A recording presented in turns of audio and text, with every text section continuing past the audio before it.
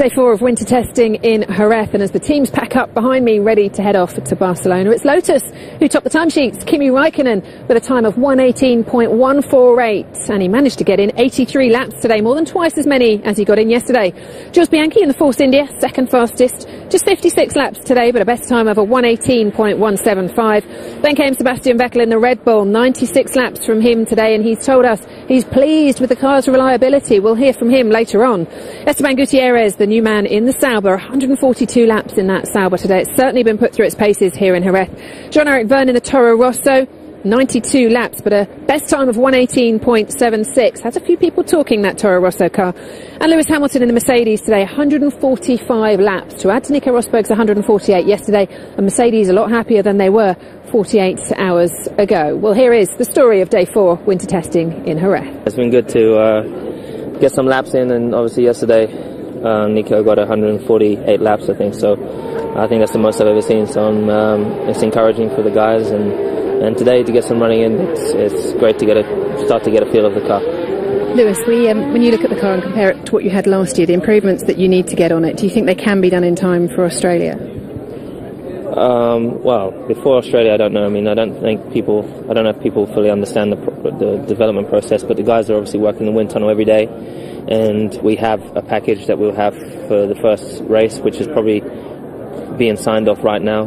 So whatever they find over the next several weeks, perhaps won't be in there in the first race, but it'll be the week the races after. So, but I was just saying that I feel that we're not starting at a bad place.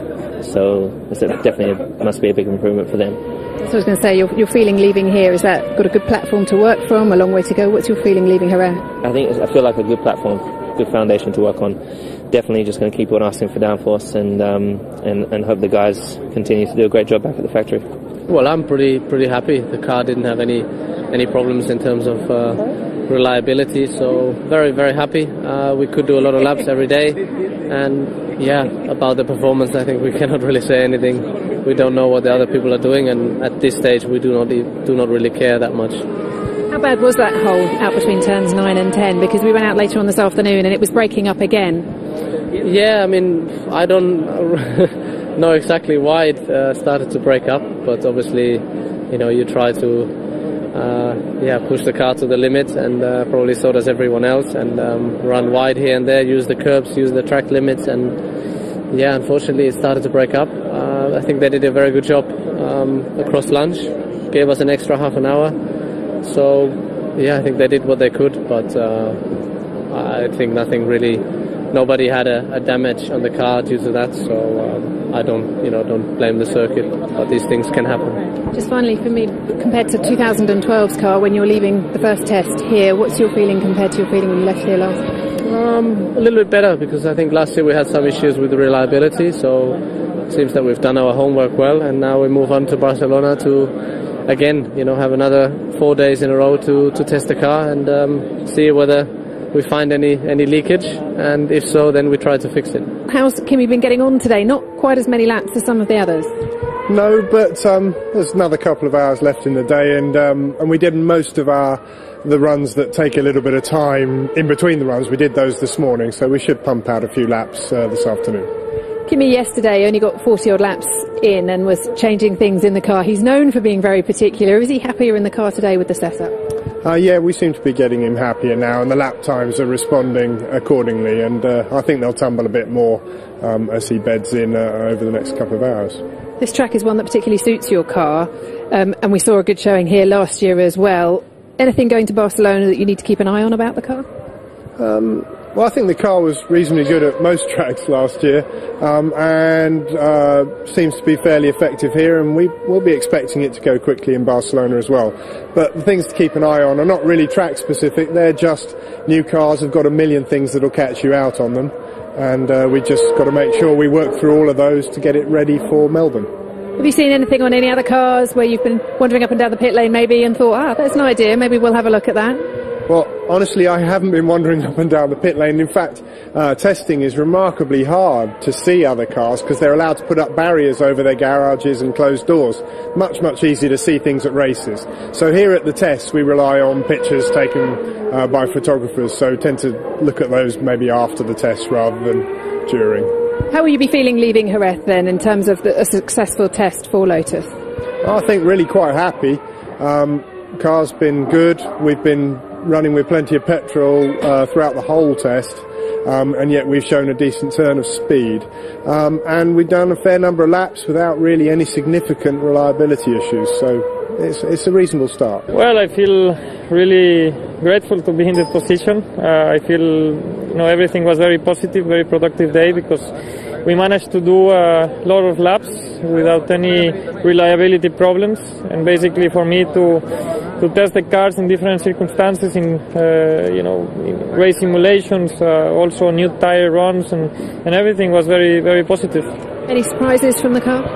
Any what? Any surprises? Well, no. I mean, generally the performance of the car, it's better compared to last year. I could feel it straight away. I got the chance to test the car in Abu Dhabi for quite a lot of laps, and now testing here, I could feel another step, and this is something positive, and the team is very happy with it. From what you've seen here, Nico showed some pace as well, and you both got the reliability out of the car. Do you think Sauber as a team can keep up development-wise throughout the year? Because even if you get off to a good start, that's kind of the pressure on you, isn't it? Well, yes, of course. I mean, you try to do your best always, but always a good beginning. It's already a step forward. How would you sum up last season as a whole for you? I would say it was a learning season. I learned many things. We were expecting better results, but in the end we did what we could with the car we had, and hopefully this year we're going to have a better car and make the best out of it. But it was a difficult one, but in general I was fairly happy, I would say. 4 8th place finishes though last year for you. This year you can better that, do you think? Yeah, definitely. Actually, that's definitely our target, even much better. But I think the car will be definitely better as the one of last year. This I'm pretty sure about it, as I'm pretty sure as well that I will be a better driver. So, with those two combined, hopefully we will have better results. What did you learn in terms of your driving last year from the season you had? I don't know, you have 1 hour where I can explain. I had everything to learn coming in F1. It's a really difficult category, and you have so many things to learn that you don't even learn everything in 1 year. You need a few years to get to know everything. So I think my learning process is still on, but now it is much more into details, which I think will help me. Have you been able to have much input into the car over the winter? Have you been allowed to get involved? Yeah, for sure. I could see all the car improvement during the winter. I couldn't really say what I think we should put on the car. I'm not the engineer, but I could just give my advice on what I was feeling in the car, which was not the case, of course, last year. But yeah.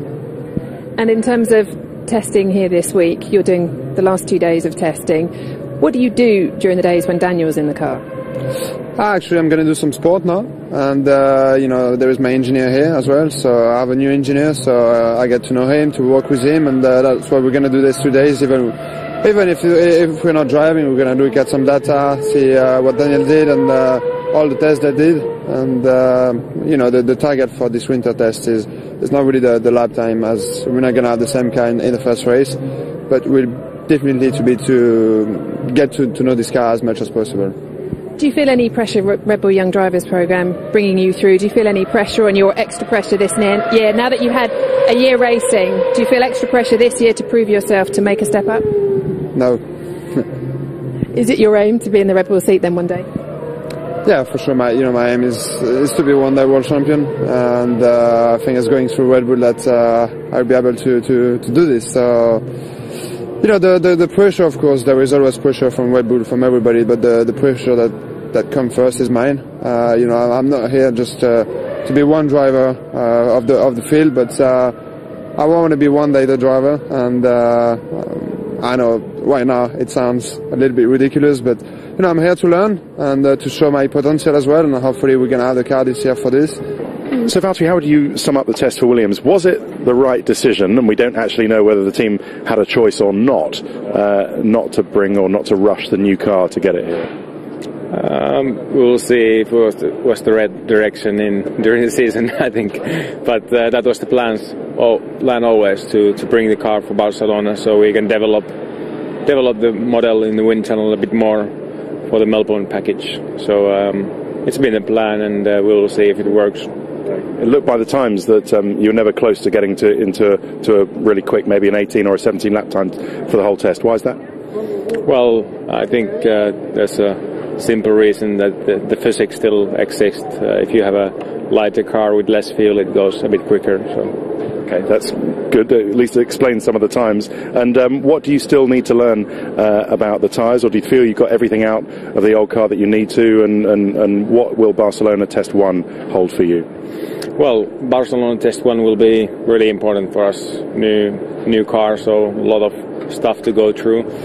But this test here was still really valuable to get to understand the tyres, because the condition was maybe not ideal for tyre testing, but it's same for everyone. But we managed to test a lot of new parts in the old car here that we gathered some really good data, and we have quite a good understanding now which direction to push for and which kind of parts to put in. So now let's hear from Kimi Räikkönen. Kimi, can I ask you, top of the timesheets today and twice as many laps as yesterday, are you leaving Jerez a happy man? It's a normal first test, and we did many different things and tried different things, and that's why we are here. And we have some small issues, but I mean it's pretty normal, and overall it's been pretty okay. Better day than yesterday for you today in the car?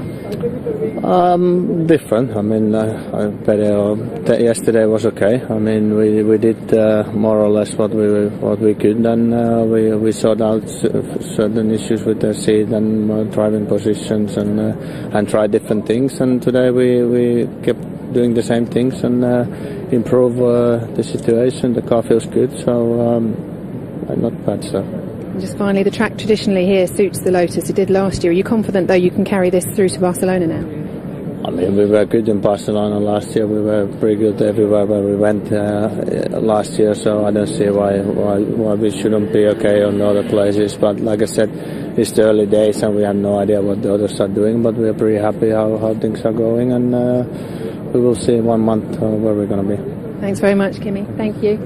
So as Kimi leaves us now, the next time we see him, that will be in Barcelona too. That's it for winter testing in Jerez, pre-season winter testing. You can catch up with all the testing in Barcelona in 10 days' time on Sky Sports News with updates and on Sky Sports F1 HD.